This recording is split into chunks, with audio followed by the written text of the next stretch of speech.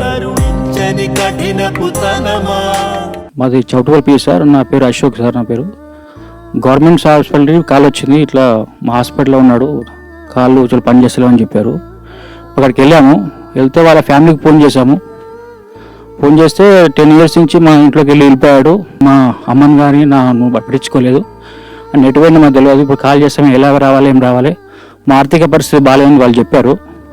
మీకు అనుమాన ఫోన్ ఉంటే తమకు ఫోన్ చేశాను, మీరు వచ్చారు. ఇక్కడ జీన్ చేస్తున్నాము, దయచేసి అడ్మిట్ చేసుకోవాలని కోరుతున్నాం.